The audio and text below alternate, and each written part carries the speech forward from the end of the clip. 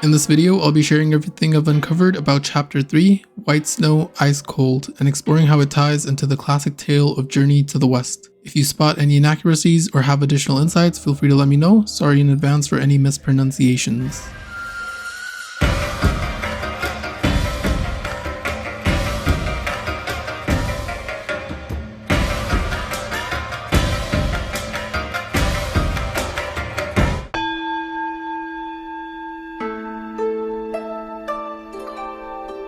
In Chapter 3, Yellowbrow seeks to impose his own distorted vision of enlightenment, using a corrupted version of Buddhist teachings as his framework. He aims to prove that human nature is fundamentally corrupt and needs to be controlled, manipulating both gods and humans to fit his narrative. The journal entry for Yellowbrow details the following events. On Mount Lingshan, during the Alambana assembly, two monks engage in a profound debate. The young monk seeks the essence of life, asserting it is about seeking truth, the primary law of the universe. In contrast, the Yellowbrow monk presents a blooming flower as an example of life's essence, suggesting that experiencing such moments of beauty and pleasure is true bliss. He argues that cycles of joy and sorrow are fundamental to existence and vitality across the three realms. The young monk counters by pointing out that the transient nature of pleasure often leads to eternal suffering, and that those who indulge in worldly pursuits face inevitable regrets and downfall. Despite their differing views, the Yellowbrow monk insists that joy and sorrow are intertwined, and true enlightenment can only be found in embracing both, while the young monk maintains that enlightenment is found through understanding and transcending suffering. In Journey to the West, Yellowbrow was once a disciple of Maitreya, the future Buddha. Maitreya is a revered bodhisattva in Buddhism and is believed to be the Buddha of the future, embodying compassion and wisdom. While Maitreya is away one day, Yellowbrow seizes the opportunity to escape with some of Maitreya's sacred artifacts, the seed sack and the golden symbols. With these powerful items in hand, he establishes the New West and the new Thunderclap Temple. As the pilgrims, Tanzan, Sun Wukong, Pigsy, and Sandy arrive at the New West, they're unaware of the temple's true nature. Despite Wukong's warnings and suspicions, Tanzan insists on entering to pay his respects. Inside the Grand Hall, Wukong's keen instincts immediately reveal the deception. But before he can act, a pair of golden symbols drop from above, trapping him in their powerful grip. With the trap sprung, Yellowbrow and his Yaoguais reveal their true forms and capture the rest of the group. After many failed attempts to free himself from Yellowbrow's trap, Wukong desperately turns to the Jade Emperor for help. In response, the Emperor dispatches the 28 constellations to the rescue. Among them is Kang-Jin Loong, a powerful dragon with a single horn. She uses her horn to wedge open the golden symbols that were trapping Wukong, allowing Wukong to escape. Together, Wukong, Kang-Jin Loong, and the constellations challenged Yellowbrow and his Yaoguais, but Yellowbrow's seed sack sucked everyone in, leaving only Wukong to escape. Wukong ultimately received help from the Smiling Buddha, aka Bodhisattva Maitreya. In the watermelon fields, Maitreya disguised himself as a farmer and Wukong took on the appearance of the watermelon. Once inside Yellowbrow's belly, Wukong wreaks havoc. Maitreya even mentions this during the cutscene after we defeat the green-capped Martialist. The seed sack is one of the artifacts that Yellowbrow stole from Bodhisattva Maitreya. The sack has the ability to absorb anyone within range, and upon release the victims appear weak and wasted. In Black Myth Wukong, Yellowbrow somehow steals Maitreya's artifacts once more. The golden symbols are used by Yellowbrow to trap Pigsy, also known as Zhu Bajie. Kang-Jin Star, who once served the Celestial Realm, tries to sway Pigsy to Yellowbrow's side.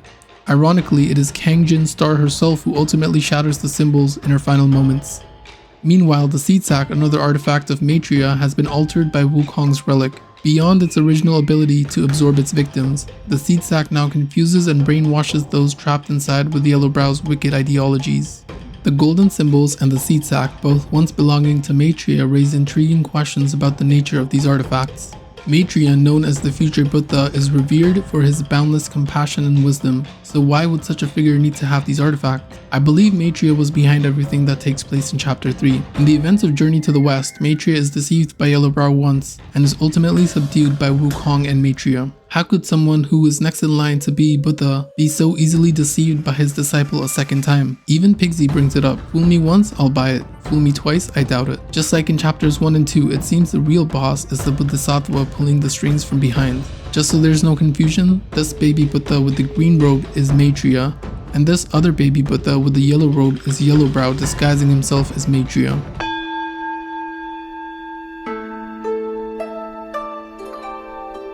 Next, I will be covering various journal entries from Chapter 3, summarizing some and reading through others. The first boss we encounter in Chapter 3 is the Macaque Chief.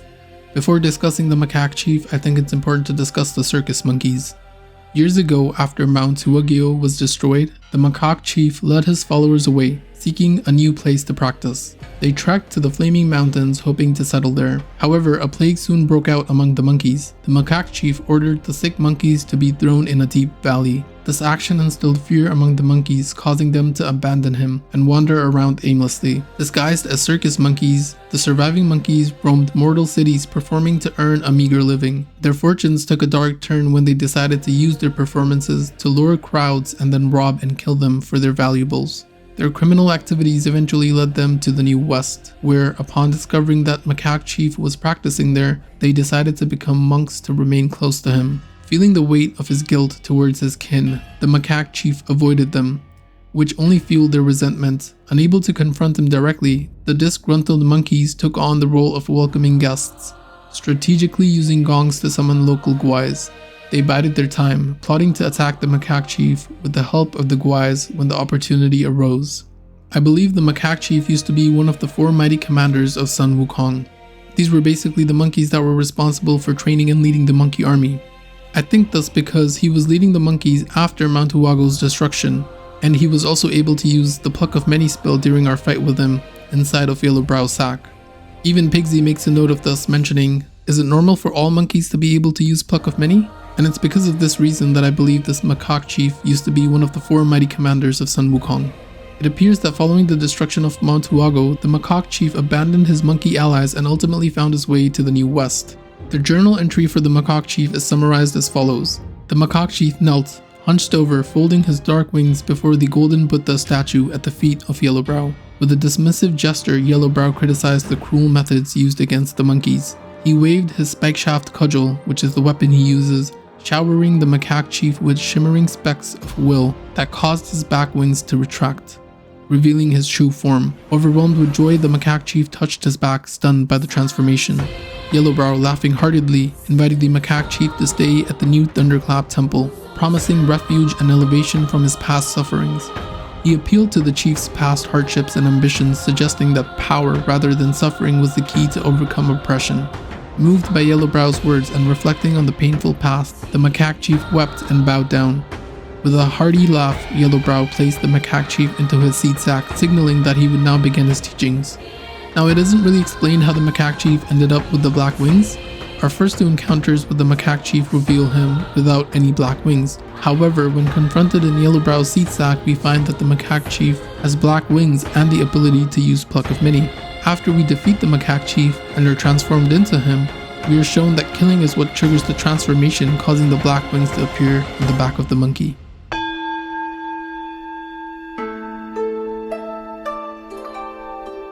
The Keeper of the New West. In the New West, the Keeper, a feathered deity of the wind, diverged from the typical role of a keeper by specializing in yarrow stock divination, meaning that he was basically a fortune teller. Unlike his counterparts, he wielded his divination skills to create intricate traps for travelers passing through the treacherous Thorn Ridge and 7 Perils Mountain. One day, when a traveler came to him for a fortune reading, the Keeper predicted a bad omen, and under the guise of providing a solution, extracted a hefty payment from the desperate traveler. He then guided the traveler along a safe path, revealing that the true essence of fortune lay not in the omens, but in one's heart and decisions. This cunning approach, though deceptive, ended up making those who encountered the Keeper believe that they were fortunate enough to receive his guidance. In short, he was basically a con man.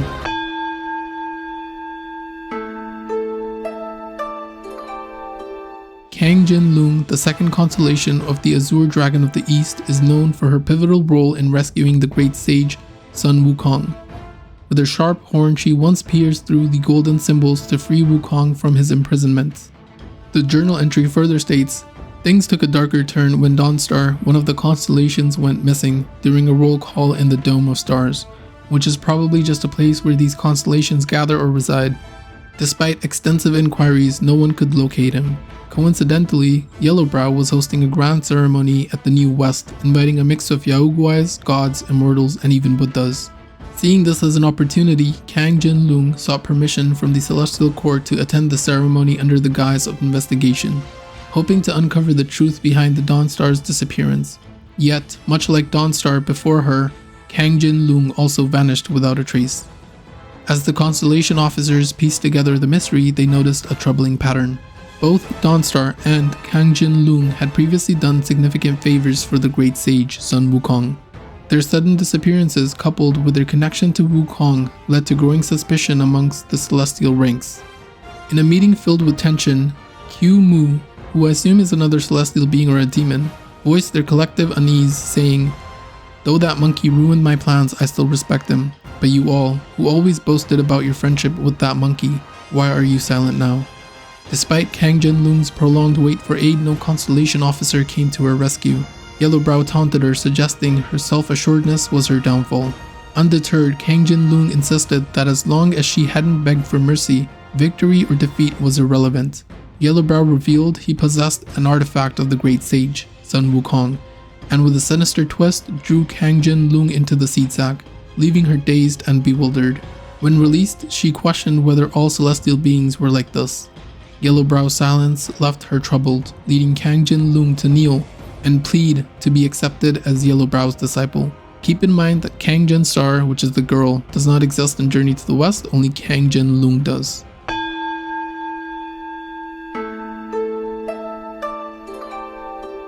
I'll be discussing the third prince and the captains together. The third prince, renowned in the city of Pin, originally hailed from a distant land before becoming a disciple of Bodhisattva Goshi Huang. He was the third son of the King of the Flowing Sands from Chapter 2. Bodhisattva Goshi Huang was famed for his ability to subdue Yahuguais. This was precisely the skill that the third prince sought to learn, as his homeland was plagued by rampant Yahuguais. After the Journeyers, aka us, had bested the Yellow Wind Sage, the third prince was relieved to learn that the sage had been sent back to Mount Lingshan. This news allowed him to focus on his mountain practice undisturbed. Later, whispers of another grand ceremony in the New West caught his attention. With his master's permission, he set out with his 4 captains to investigate, suspecting Yellowbrow of foul play. However, they were met with crushing defeat, as Yellowbrow had once again stolen his master's vessel. And that's basically referring to Yellowbrow stealing the seed sack from the Bodhisattva. The following are the words of the third prince. "Master, we have suffered a resounding defeat. This is not the first encounter we have had with him, and yet here he stands, vanquished once more. Master, a begulging spell has taken me. I had to wound myself to stay awake. Master, be warned that old Guai now possesses an immense gilded form, which turns aside blades and spears with ease. Exercise utmost caution." He's possibly referring to the golden armored skin that Yellowbrow uses in our battle against him. "Master, the 4 captains must have been bewildered by some evil spells. Now they have bowed before Yellowbrow and become his devotees. Master, my first captain debated with Yellowbrow and was deluded. Now he sings begulging chants in the dungeon to incite our surrender." This was Captain Wai's voice. The journal entry is as follows.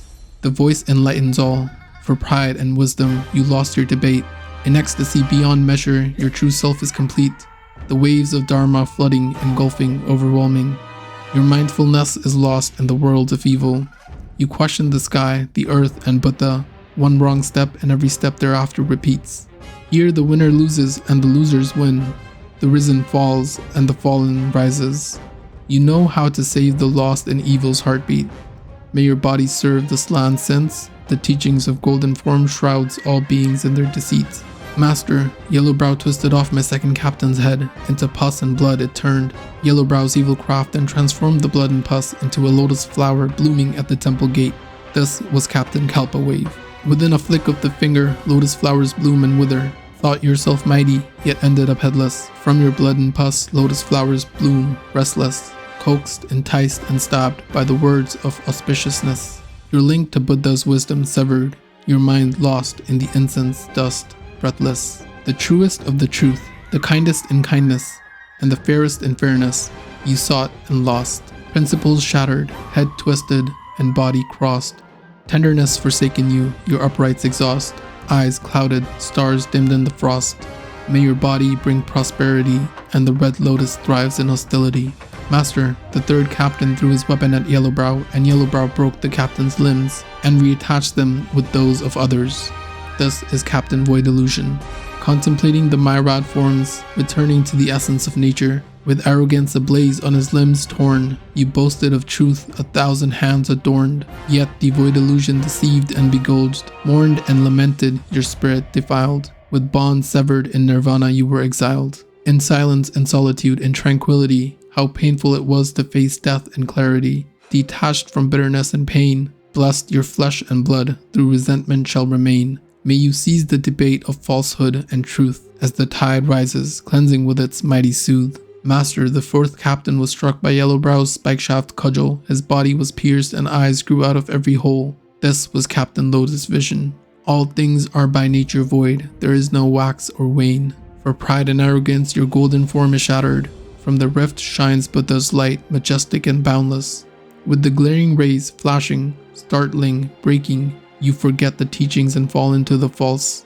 You were alone, isolated, crippled, dancing, prancing, like a deity or ghost, no less. Here the wise go mad, the brave turn bad, the kind face duress. Tainted by worldly dust, your practice is in a mess. May your body enlighten the world, and quell your proud and overbearing, merging light and darkness. Master, it was my command that led the 4 captains to attack Yellowbrow. I was wrong, it's all my fault, all my fault. The 3rd prince, driven mad, having blinded himself and deafened his ears, muttered incessantly in the dungeon. Could his master truly hear the words spoken to the walls? Did he even have a master? Why had his master never come to save him? Here we get a glimpse into the powers of Yellowbrow. Even with his 4 captains, the 3rd prince was no match for Yellowbrow, who took away the captains and corrupted them, turning them into the captain bosses we encounter throughout chapter 3. If in chapter 2 you speak to the NPCs in the hut, and complete their quest, which is to kill the 2-headed rat captains, the hut NPC will make its way over to chapter 3 and be killed by the 3rd prince unknowingly.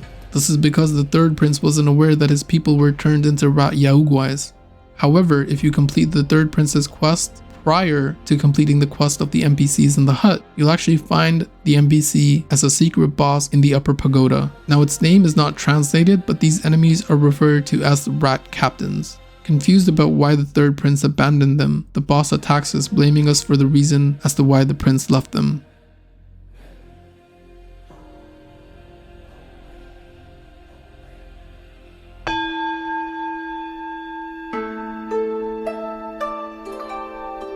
The turtle and snake generals revealed their true forms. The turtle general, as massive as Mount Tai, landed in the sea, causing huge waves. The snake general, resembling the mythical Zhu Long, coiled around a mountain ridge, shaking the earth. Yellowbrow showed no fear, wielding a spike-shaft cudgel, strong and flexible, engaged the 2 generals in fierce combat. The turtle sprayed water, and the snake breathed fire, almost gaining the upper hand. Suddenly, Yellowbrow threw an object into the bitter lake, which transformed into a 10-tailed golden fish.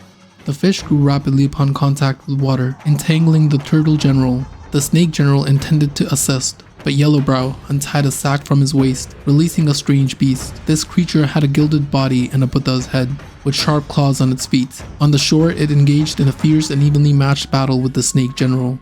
As the 4 clashed, Yellowbrow stood on the cliff chanting. Suddenly, a freezing wind howled, and a heavy snowstorm descended, blanketing thousands of miles and freezing the lake's surface. Despite their immortality, the turtle and snake generals were bound by their natural instincts to hibernate in the cold. Gradually they grew weary and exhausted, their eyelids heavy with fatigue. After countless rounds, the turtle general, unable to endure any longer, sank into the icy depths of the water. As he closed his eyes, the last scene he saw was the snake general, unable to escape the frost and icy blades, being cut into several chunks on the shore.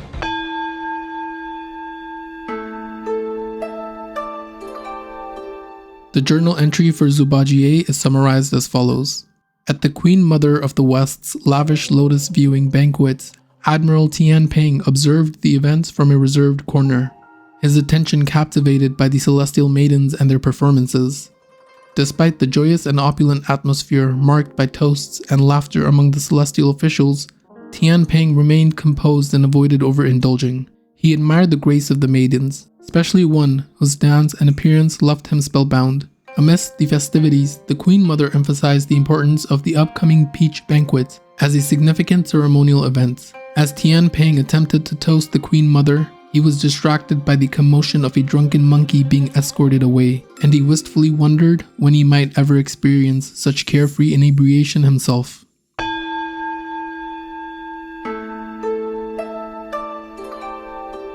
The journal entry for the green-capped Martialist is as follows.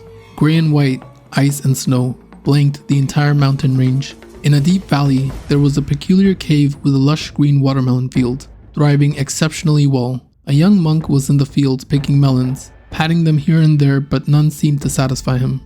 Next to the watermelon field stood a strange man wearing a bamboo hat, watching the young monk pick watermelons. My brother said that if there's a chance I can test the monkey on his behalf, he said.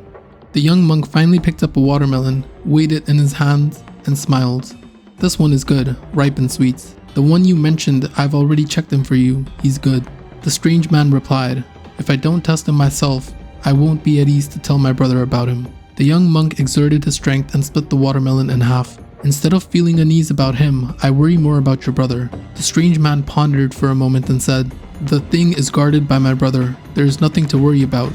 The young monk, munching on both halves of the watermelon, said non-committally, that thing tests the bearer's heart greatly.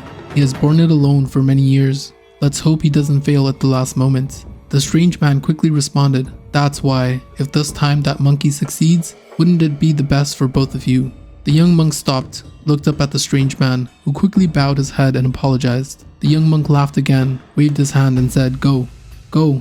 First pass my disciple's test, then we'll talk about the rest. Now major spoilers for anyone that hasn't completed the game or done the secret ending. I have in fact beaten the game with the secret ending, and in order to access the secret ending and the secret boss, you must complete a secret in each chapter. In chapter 1, the secret involves ringing 3 bells to fight Elder Jinchi, and it also gives us the fireproof mantle, which counters the Black Bear boss. In chapter 2, the secret involves completing the Yellow Robe Squire's quest to unlock the Kingdom of Sahali, and this gives us access to the Wind Tamer, which helps us against the Yellow Wind Sage boss. And in chapter 3, once you finish the Treasure Hunter's quest and defeat the green-capped Martialist, it leads us to Bodhisattva Maitreya, who gives us access to Spellbinder, a tool that helps us against Yellowbrow. Now previously I mentioned that Bodhisattva Maitreya might have been the one pulling the strings from behind the scenes. It doesn't necessarily mean that he's evil. In the journal, Maitreya mentions, the one you mentioned, I've already checked him for you, he's good. So it's possible that Maitreya intentionally allowed Yellowbrow to steal his artifacts, so that we may eventually beat him and pass his test. It also seems that the brother that the green-capped Martialist is referring to is Lang Shen. If I don't test him myself, I won't be at ease to tell my brother about him, and the green-capped Martialist is probably here to test us to make sure that we are ready to become Wukong's successor.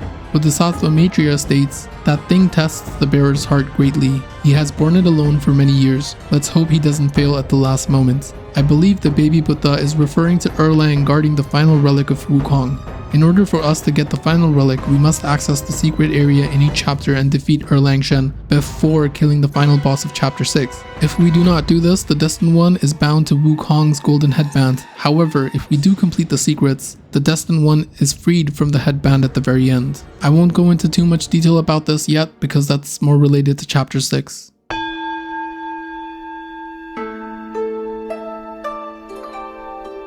Dwelling in a Buddha's form, with wings to ride the windstorm, an iron heart through toilet sings, a golden shell in splendor it springs. Years ago, in mountains remote, there was a small temple built by the local villagers. The temple was unattended, housing only a black statue with dried lamps and an empty censer.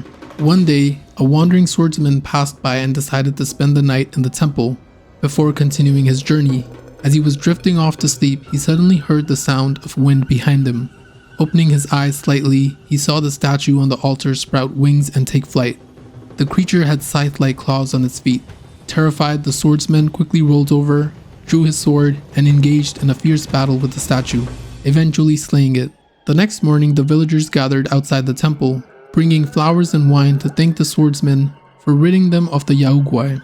They explained that many such temples in the mountains were inhabited by these Yaoguais disguised as statues, and asked the swordsman to eliminate them all. Seeing the villagers had brought a great deal of silver, greed overtook him, and he agreed, asking them to lead the way.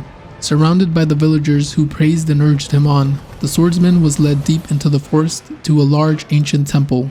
As soon as he entered the hall, he saw an incense burning high, and candles glowing brightly. On the altar sat a large statue, similar in appearance to the one he had killed before, but coated in gold, with a particularly majestic and imposing presence. Sensing danger, the swordsman tried to flee, but the statue took flight, flapping its wings to unleash a frosty wind that froze him in place. Watching the golden statue use his hooked claws to pierce the swordsman's shoulder and drag him into the back of the temple, the villagers all knelt and made their wishes. The next day, everything they had wished for appeared at their doorsteps.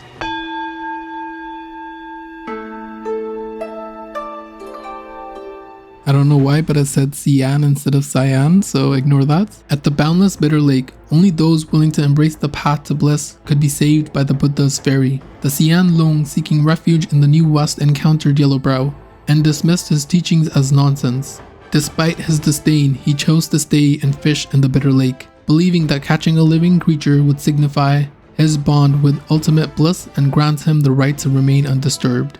Yellowbrow, amused by Cyan Loong's resolve, allowed it under the condition that once he cast his fishing rod, he could not move it. If he did, it would prove deceitful and result in his capture. The Cyan Loong agreed and transformed his Loong light sword into a fishing rod, remaining still on Turtle General's back. As days passed, lesser Guais came to check in on him, expecting him to falter due to cold and hunger. Instead, they found him increasingly covered by snow, his resolve unshaken. His endurance puzzled them, as a simple gesture or minor contribution could have secured his comfort, yet the Cyan Loong remained steadfast, embodying the spirit of those who endure great hardships in pursuit of their lofty aspirations, carrying a world of their own within, unaffected by their trials. That is, until we showed up.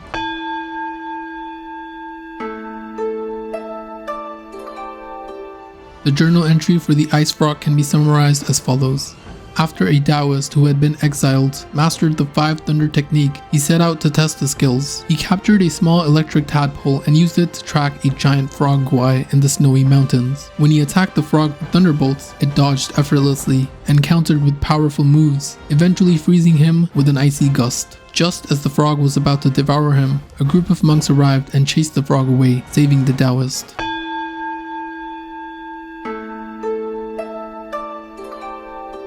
The pharmacist shared a story about his cousin's family, whose ancestors were once ginseng gatherers, but later became woodcutters. Despite their modest means, the family lived long lives. The cousin often saw a shabby old man visiting them, whom he initially viewed as a troublemaker. However, when the great-grandmother fell critically ill, the old man used magical vines to produce a millennium ginseng that cured her. This act earned the old man the cousin's deep respect. Although the cousin invited the pharmacist to move to the mountains with his family, the pharmacist declined, preferring the city's comforts over the mountain life. The pharmacist explained, "Although your family enjoys longevity, they live on bland meals every day, and life in deep mountains are too lonely. I still prefer to live in the city, hence I cannot go with you."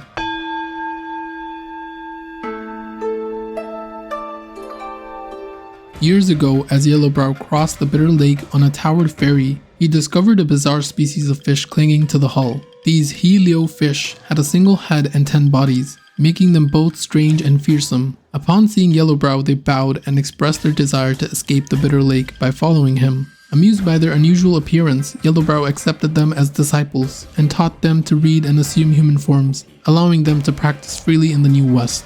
Among the fish Guais, one was particularly fierce and robust. After mastering some techniques, it began ambushing Yellowbrow, attacking him with surprising aggression. Yellowbrow, however, found these encounters entertaining and engaged in combat with the fish Guai, often sweeping it out of the hull with his spike shaft cudgel.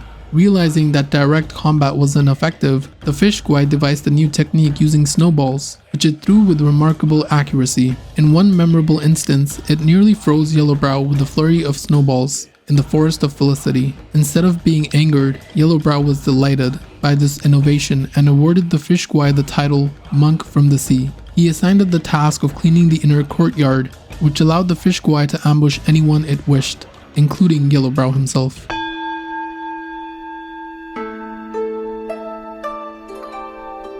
Yellowbrow wanted to challenge Golden Cicada, or Tanzhen, aka Wukong's master, in every way, so he recruited 4 apprentices like Tanzhen did, and gave them names with opposite meaning of Tanzhen's apprentices' names. Non-void mirrors Sun Wukong, non-white mirrors the White Dragon Horse, non-able mirrors Pigsy, and non-pure mirrors Sandy.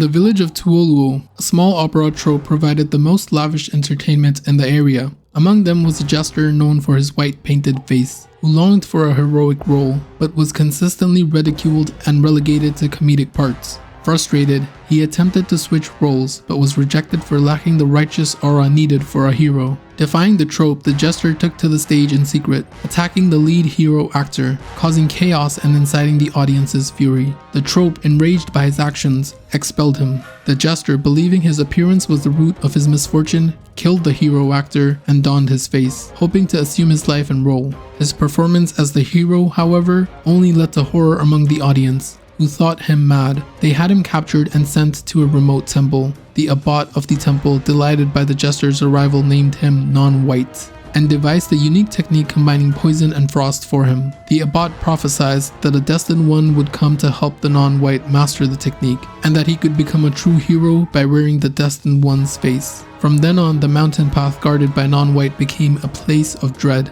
and no one dared to cross it, fearing they might encounter him in the guise of another.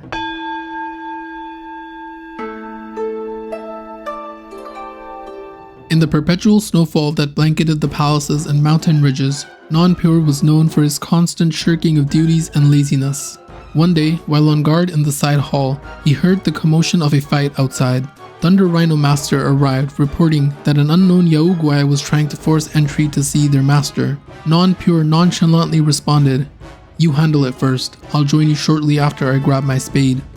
He then relaxed on his meditation cushion, indifferent to the growing ruckus.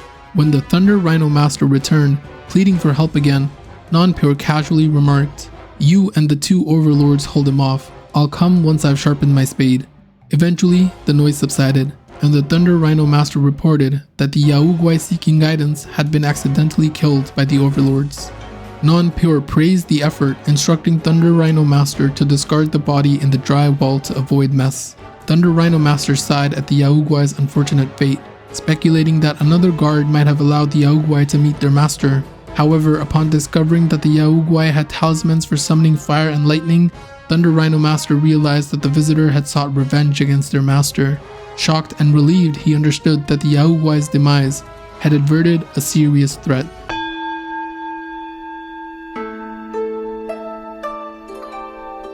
Non-Able, unmatched in martial arts within the temple, was once summoned by Yellowbrow, who offered to teach him new skills. Non-Able declined, asserting that his martial prowess was sufficient to overcome any foe and that he saw no need for additional skills. Yellowbrow laughed, suggesting that Non-Able's rigid approach showed a lack of adaptability, and questioning how he could progress further if he bound himself so strictly. Non-Able responded that using methods he did not believe in would leave him feeling unfulfilled, even if victorious. When Yellowbrow asked if he disagreed with the master's path, Non-Able critiqued Yellowbrow's approach as being clever but ultimately ineffective, implying it led nowhere. Amused, Yellowbrow had Non-Able's hands tied behind his back and instructed him to reflect on his actions in front of a stone wall outside the temple. Yellowbrow anticipated that a few days of kneeling would soften Non-Able's stubbornness, but Non-Able remained resolute and refused to bow his head, standing firm in his beliefs.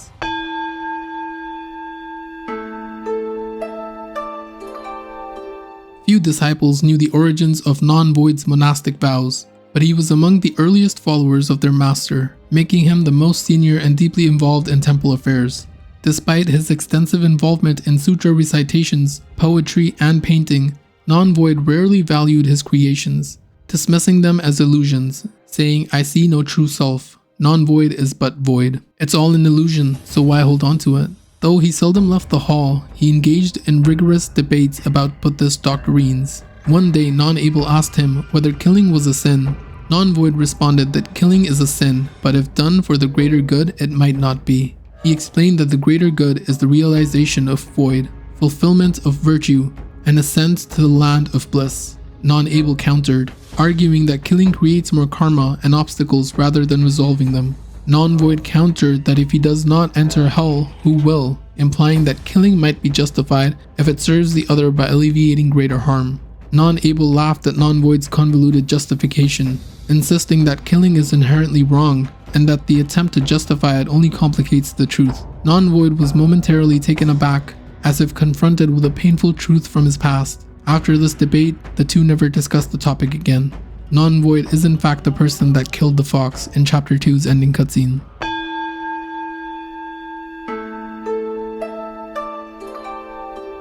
A fox beside the mountain stands, in sorrow deep and long, with caring heart and hopeful wish for her savior to belong. With steadfast heart, it seeks the path to rise and journey far, yet fate unknown, her end draws near before it sees the star. Ancient texts say that a fox living for 100 years can transform into a human and gain knowledge from afar, and after 1,000 years it can communicate with the divine and become a fox immortal. Once a young fox dreamed of achieving this immortality from a very young age. It practiced relentlessly, seeking wisdom from its kin about becoming a fox immortal. The elder foxes warned of the challenges, explaining that only those who excel in both arts and philosophy and pass the Lady of Mount Tai's rigorous examination could ascend to immortality. They advised that the transformation into a human form would be necessary to study and learn, but cautioned that seducing or harming humans was forbidden. Determined, the young fox embarked on a path of self-discipline, using only the essence of sun and moon for cultivation, and avoiding the quick but forbidden path of consuming human essence.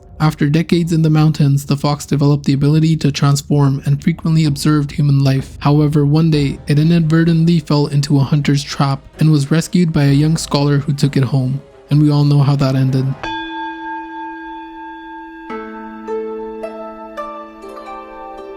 And now for the other various enemies found throughout Chapter 3. The Blade Monk.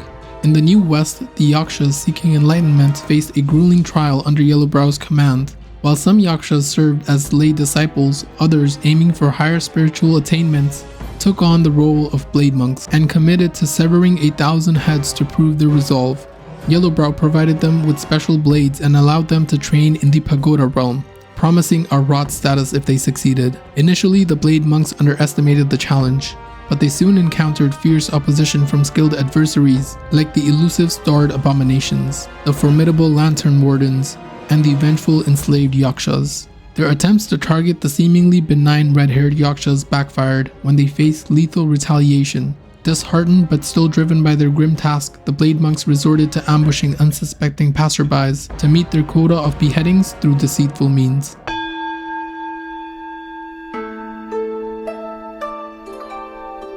In the kingdom of Yaksha, Mi-Yan, a valorous general once trained under the Golden Summit Immortal, led his troops with unwavering resolve. When the kingdom faced a formidable enemy, Mi-Yan took charge as the vanguard general, rallying his soldiers with a blood oath to defend their homeland to the death. Despite being heavily outnumbered and surrounded, Mi-Yan's army fought bravely, but suffered severe losses. Mi-Yan himself was eventually surrounded by Arats and beheaded. The soldiers, countless among them, having sacrificed their lives, retrieved the general's head. Placing Mi-Yan's head in his coffin, they witnessed his body slowly sit up and lament, "If we lose our homeland, what difference does it make whether I have a head or not?" With these words, he closed his eyes and fell back down, finally passing away as blood gushed from his neck, staining his hair red. Later, his subordinates, in a display of loyalty and bravery, poured the blood of their enemies over their head, emulating Mi-Yan. Despite their valor, the kingdom of Yaksha was ultimately destroyed, but not a single soldier from Mi-Yan's army deserted.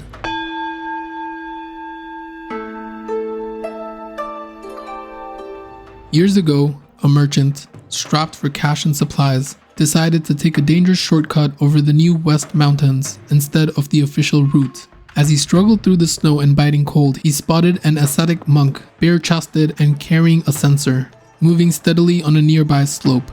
Desperate and freezing, the merchant followed the monk, hoping for salvation. Despite the monk's slow pace, the merchant, weighed down by his goods, could never quite catch up. They eventually reached a grand temple at the mountain's peak. However, upon arriving, the merchant noticed that the temple was filled with monks standing motionless in the snow.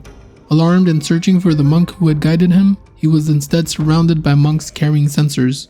Before he could react, a chilling mist rose from their censers, freezing him in place among the lifeless, snow-covered bodies.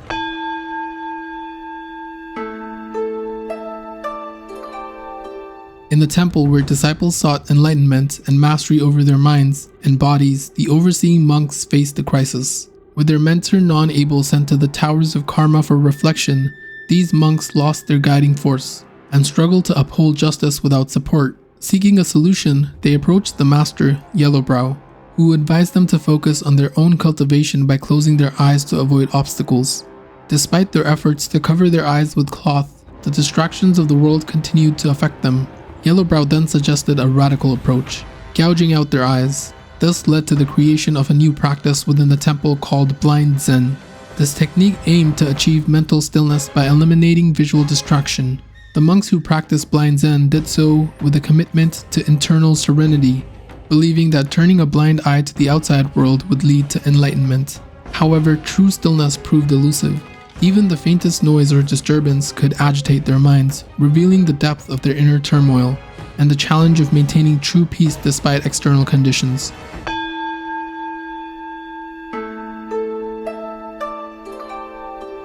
At New Thunderclap Temple, a monk skilled with plain twin blades was inspired by the ornate weapons of the Yakshas and began to question the value of his simple tools. Seeking advice, he learned from the Yakshas that beauty in weapons was seen as an enhancement, and non-pure suggested letting go of the past. Acting on this, the monk adopted elaborate new blades, but found that they disturbed his well-practiced techniques. His experience underscored a key lesson. While new and beautiful things might seem appealing, they must align with one's true path and timing, otherwise they can become a hindrance rather than a benefit.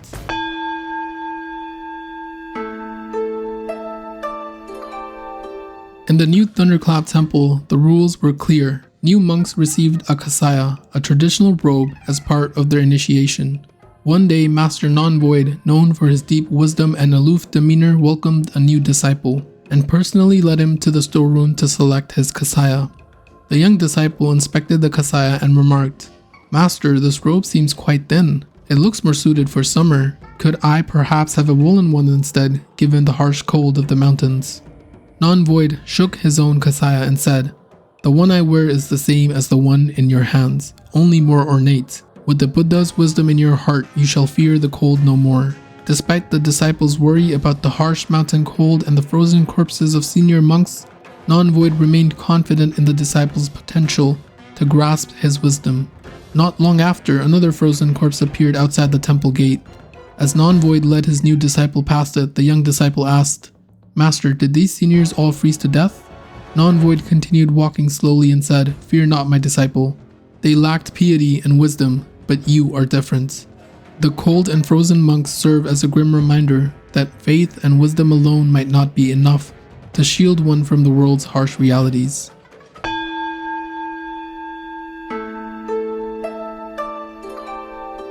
At New Thunderclap Temple, the Yaksha enjoyed their freedom to eat meat, a practice they relished while aspiring to become patrollers.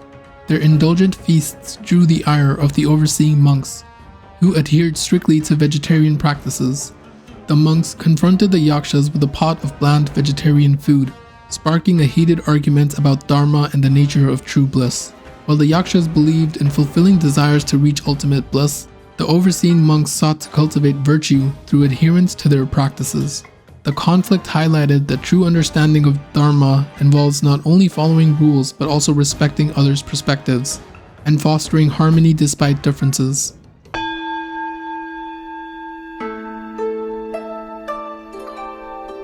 In the past, the Yaksha king was betrayed by the celestial beings, leading to the massacre of the royal family and the downfall of the Yaksha kingdom. After the kingdom's collapse, the Yakshas were forced into exile. The ceremonial archers who once guarded the royal entourage clung to their former glory and refused to shed their ornate armor. Despite their exceptional archery skills, their slow shooting speed and lack of close combat prowess made their exile particularly harsh. Due to their inadequate strength, they resorted to ambushes from the shadows. The abbot assigned them to the pagoda realm for rigorous training. They endured daily torment there, especially when the Mani wheel played its beguiling chants, driving everyone mad. During these times, the blade monks would seize the opportunity to behead the archers with their large blades, leaving the Yaksha archers desperate for a way to fight back. They sought guidance from various sources and frequently challenged the blade monks, only to be defeated repeatedly. One day, some blind monks came to oversee the pagoda realm. They had blinded themselves to pursue the path to ultimate bliss, yet their martial arts were incredibly refined. The Yaksha archers asked for their advice, and the monks replied, "Aim too carefully and you will lose the initiative. Learn from me, gouge out your eyes and you will shoot from the heart, never missing your mark." With the only other option available to them being annihilation, the archers adopted his drastic measure, gouging out their eyes. After this, the blade monks rarely targeted them. When asked why, a blade monk replied, "Who would want to go up against the madman? It's safer to just find another opponent."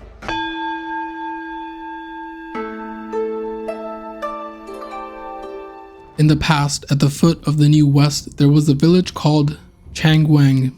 In this village lived a young man who had pledged his life to his childhood sweetheart, giving her a white jade pendant as a token of their love, and vowing to propose once he had become successful. The young man was a peddler, making a living by trading grain in the surrounding areas. One day, a luxurious ferry sailed down the river near the village, more splendid than anything the villagers had ever seen. At the bow stood a plump monk in yellow robe, radiating golden light. The villagers believed he must have been enlightened. After the arrival of the ferry, the temple in the mountains grew larger and larger, and the young man's grain trade flourished. One day, the young man went to trade grain and did not return for over a month. The girl, worried, inquired about the temple's location and went there to find him. When the young man finally returned to the village, they missed each other and the girl disappeared. The young man gathered some brave villagers to search for her in the mountains. They found no trace of her, but came across a towering pagoda by the riverbank. The young monk led them there to rest. As they approached the pagoda, the door suddenly opened. Curious, someone peeked inside and screamed. Behind the door was a dungeon extending deep underground, seemingly holding many people. The villagers, filled with righteous anger, stormed into the pagoda. After a few steps, they heard a loud bang, and the door vanished. Strange-looking Yaoguais with sights and huge bellies emerged from the prison, laughing wickedly.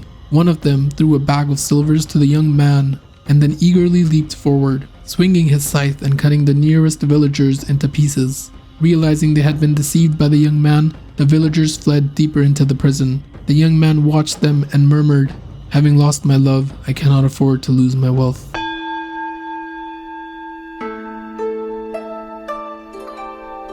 In the distant past, an abbot, which is basically the head of a monastery, dedicated to restoring an ancient, dilapidated temple atop a mountain, invested heavily in a grand restoration project. He chose a forest for its ancient trees, hiring craftsmen to cut timber for the temple. As the project neared completion, the craftsmen prepared to leave, but that night, unsettling rustling sounds from the forest prompted them to investigate. They were soon ambushed by unseen forces, with many being dragged into the darkness, their lanterns extinguished in the chaos. One craftsman, hiding in the darkness and navigating by touch, eventually reached the edge of the forest. There, he discovered his companions' lanterns, held up by their decapitated bodies. A chubby boy in pale yellow robe then appeared, riding a beast emitting unsettling sounds. The boy's chilling remark, "Good materials should be used to their fullest," signaled the grim fate of the craftsmen and the forest's dark secrets claiming their due. The abbot's restoration efforts had taken a horrifying turn.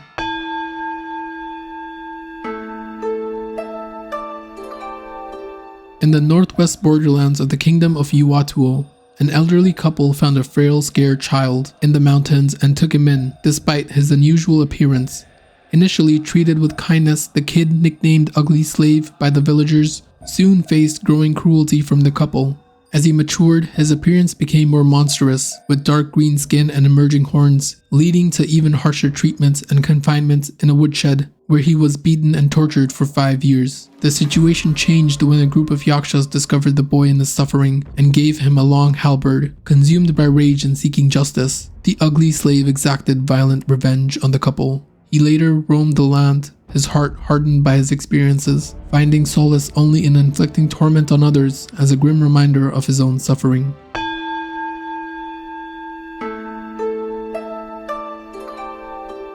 Feathered birds are masters of riding the wind. Among them, the gerfalcons living on the snowy peaks are particularly skilled in crafting magical items that control frigid gales. They use their down feathers to create fans, which are highly prized by the wind-making mother deity and the cloud-making boy deity. According to their clan rules, every gerfalcon must learn the art of crafting these vessels. Those who refuse are stripped of their titles and exiled from the clan. To encourage innovation, the clan holds an annual competition where the quality of vessels produced determines one's status within the clan. One gerfalcon, whose ancestors were all commoners, dreamt of creating a treasure fan to elevate his status to nobility. He spared no feathers to enhance the power of his vessel. After much hardship, he finally crafted a fan and won the competition, becoming the clan leader. However, he had plucked all of his feathers and could no longer fly, eventually resorting to wearing clothes to cover his baldness. On the day of his succession, the celestial crane Immortal, head of the feathered tribe in the upper realm, came to bestow a celestial registry tablet upon him. Proud of his fan, the new leader boasted to the crane Immortal. The crane Immortal then lent him the plantain fan, saying, "This is a failed creation of Lord Lao. Since you also make fans, I gift it to you." After the crane Immortal left, the clan leader tried the fan and was immediately disheartened by its immense power. He no longer wanted his clan members to use their feathers to make the fans. He led his followers away from the snowy peaks to search for plantain fans. Eventually, they found some near the New West, and imitating the crane Immortal's method, created many replicas and regained his ability to fly.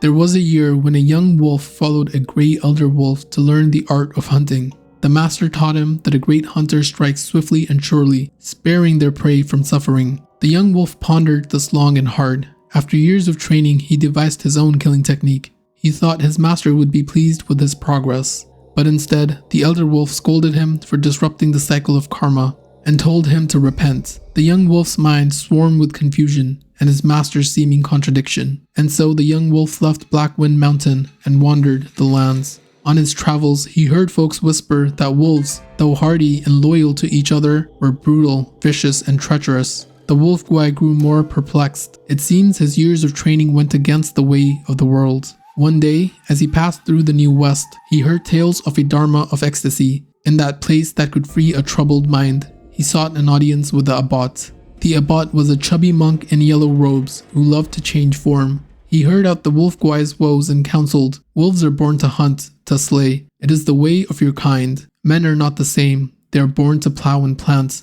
to reap and sow. Frail and feeble, such is their lot. They seek to leash you wolves with false preempts, for they hope to escape your fangs and claws. But heed me, wolf. Each kind must follow the call of their blood, the song of their soul. Why should you bow to the mewling of men?" These words lit up the wolf Guai's mind. At that moment, he knew his path lay within the hall of the new Thunderclap Temple, where he would walk the road of ecstasy. The chubby monk laughed. "In my temple, we bow to none save our own hearts. Beware, for those who fear death have no place here."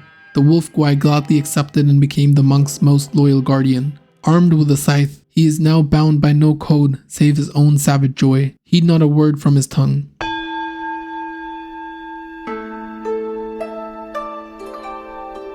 In the village of Shen, a compassionate villager brought and released a white, soft-shelled turtle from a peculiar man. That night, the villager dreamed of a turtle vomiting a tiny blue-purple person, who startled him awake. The next day, the villager began to experience unusual changes. He gained strength, saw strange lights, and discovered valuable artifacts buried underground. The turtle appeared in his dreams again, causing him to vomit the tiny person, who quickly went back to the turtle. Realizing the connection, the villager swallowed the tiny person back, refusing to let him go. As a result, the villager's appearance gradually turned blue-purple, and he hid his face with an iron mask. He retreated to the mountains, where he continued to search for treasure, and found some solace in discovering others with similar experiences.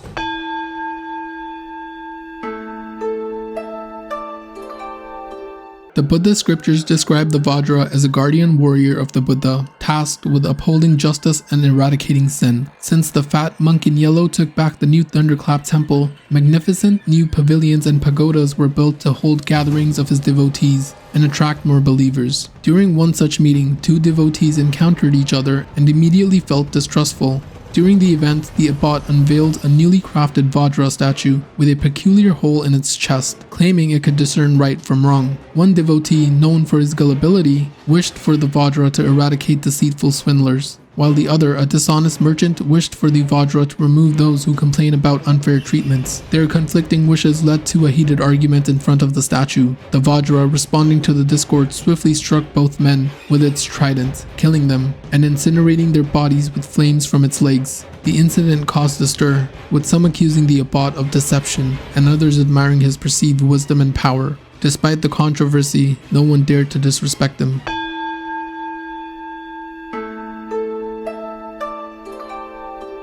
A devotee and a skeptical acquaintance attended a ceremony featuring miraculous statues. The devotee explained that a statue of the wrathful Vajra could discern a person's morality, which was demonstrated when the Vajra reduced two men who quarreled to ashes. Next, the devotee introduced a blue-skinned giant guardian who could judge sincerity. Attendees were instructed to give away all their money as an offering. The skeptical acquaintance doubted the authenticity of the ceremony and accused the devotee of deception. Their argument escalated, prompting the Vajra to attack. The devotee bravely declared his sincerity, and the blue-skinned giant intervened, saving him. This act convinced the acquaintance, who then began attending the ceremonies regularly and faithfully giving away his money.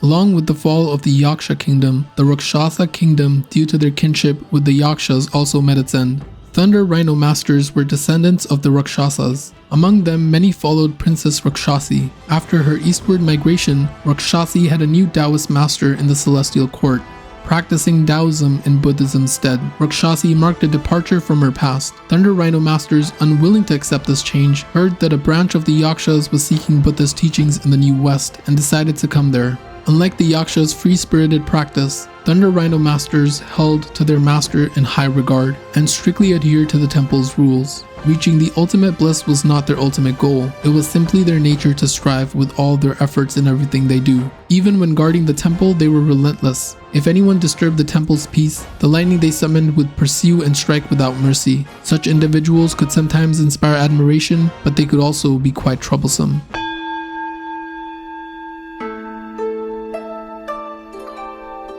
In ancient times, golden lotuses were revered symbols of divine presence, believed to bloom whenever bodhisattvas or Buddhas manifested. Over time, these lotuses grew envious of other beings who achieved power through deceit and theft. Despite their own diligent service, they decided to scatter their seeds into the mortal realm, hoping their descendants would become powerful Yaoguais and gain recognition in the upper realm. However, the golden lotuses faced fierce competition and found their efforts to achieve greatness through deception and trickery, such as transforming into women or old men, largely unsuccessful. Ultimately, they realized that their original form, as auspicious symbols, had a better chance of success. They returned to the temples using their divine appearances to lure and devour people.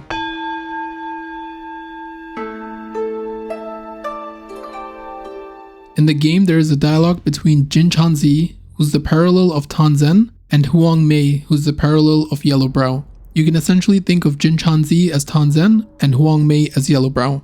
Chanzi believed that all beings are equal. He questioned the fairness of enjoying offerings while those who provide them suffer, highlighting a paradox in the notion of equality. Huang, on the other hand, dismissed the idea of equality altogether, claiming inherent superiority and asserting that human nature is fundamentally flawed and chaotic. In Chapter 3's ending animation, Huang conducted an experiment to prove his point. He aimed to show that human nature is irredeemably evil and therefore deserves to be controlled. However, his so-called proof didn't hold up. The people in the fishing village displayed kindness, order, and gratitude, even when receiving treasures. They even organized the distribution seamlessly, showing admirable qualities. Huang experiment, however, was rigged. When the villagers' genuine nature did not fit into his narrative, Huang resorted to manipulating their minds and creating chaos, essentially cheating to align the results with his predetermined conclusions, similar to how IGN tried to fit their predetermined conclusions about Black Myth Wukong. This manipulation undermined the objectivity of his experiment. In simpler terms, Huang started with a conclusion and then set up an experiment to prove his conclusion. When the experiment did not go as planned and did not support his conclusion, he manipulated the results to make them fit his original idea. The reality is that human nature is not purely good, nor is it purely evil. Both exist within each individual. What influences a positive outcome is a shared sense of rationality, order, and morality. Huang experiment illustrated the falseness of Huang claims. Huang desperate need to validate his fallacies drove him to force suffering and chaos onto others, just to justify his own position of power and enjoy the offerings of the people. If Huang could not prove his theories, he could not justify accepting offerings from suffering people while sitting comfortably on his throne.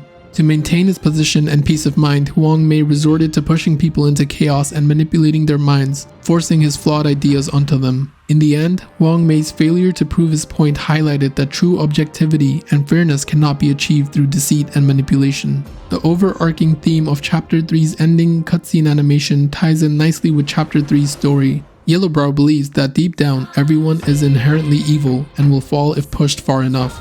This belief drives him to corrupt gods, Yaoguais, and humans in his temple, all in an attempt to prove his points. On the other hand, Jin Chanzi's reincarnation, Tanzhen, with his unwavering faith in people's goodness, can't even distinguish between a genuine temple and a false one. This is why in Journey to the West, Tanzhen enters Yellowbrow's temple despite Wukong's warnings.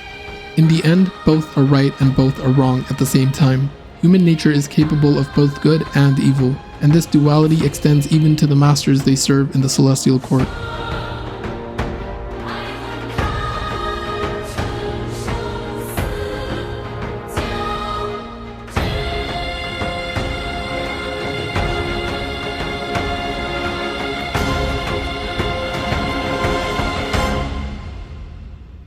And there you have it, the lore and story behind Chapter 3.